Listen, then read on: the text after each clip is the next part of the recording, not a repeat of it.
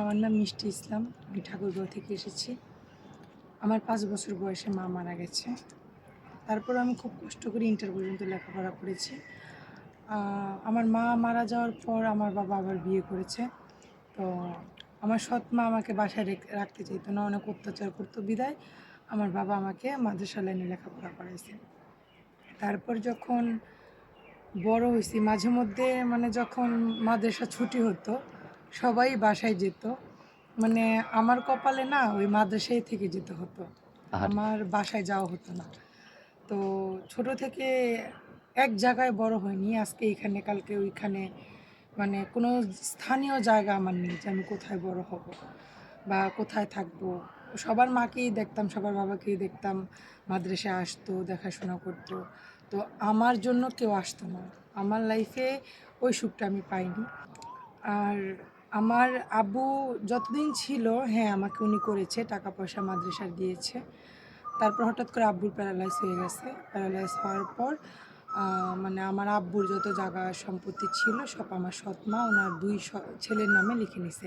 কিন্তু ওই 2 ছেলে কিন্তু আমার আব্বুর ছিল না, উনি আরেক সংসারের ছিল। আচ্ছা। তো নিয়ে নিছে। আব্বু তো এখন আচ্ছা, এই বিছানায় এই যে পড়া। আপনার যে আপনার বাবার সম্পত্তি নিতে এলাকার লোক বা গ্রামের লোক এগুলি জানতো না বা প্রতিবাদ করেনি? প্রতিবাদ করেনি, কারণ ওইখানে আমার চাচারও হাত ছিল। ও। আর আব্বুর জায়গা থেকে উনিও নিয়েছে, আমার চাচাও নিয়েছে। হ্যাঁ। তো চাচা তো ভাইরাও একসাথেই জয়েন করে যাই হোক, নিয়েছে আর কি। শক্তি যার মূল লোক তার, তাই না? মুলুকতার, এটা হ্যাঁ। বলার কিছু নাই। আমার বাবার তখন শক্তি ছিল না, আর আমিও আমার বাবার মেয়ে হয়েছি। হুম। আমি তো ভাই তো নেই?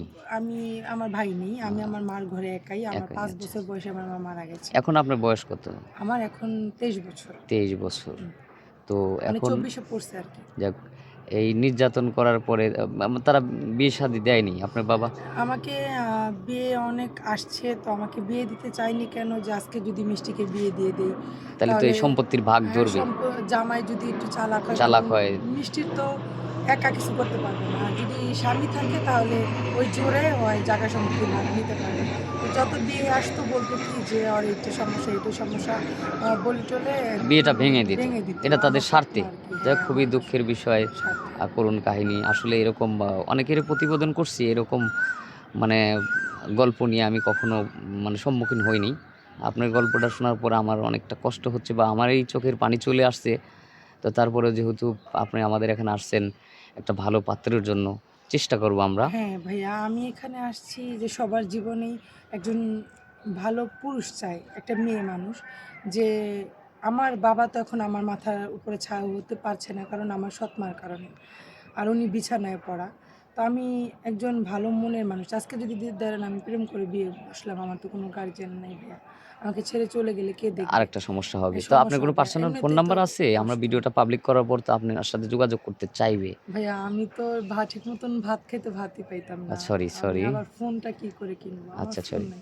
যাক, আমরা আর স্কিপ বাড়াবো না। আপনার জীবনের গল্প শোনা হয়েছে। দর্শকবিন্দু, মেয়েটার কোনো পার্সোনাল ফোন নাই। অনেক দুঃখের মাঝে কষ্ট করে অনেক এই জায়গায় আসছে। তো কেউ যদি যোগাযোগ করতে চান, আমাদের স্ক্রিনে একটা ইমো নম্বর ভাসবে। কেউ অযথা ভিডিও কল দিবেন না। ভালো থাকবেন। সবারই শুভকামনা করে শেষ করছি। আল্লাহ হাফেজ।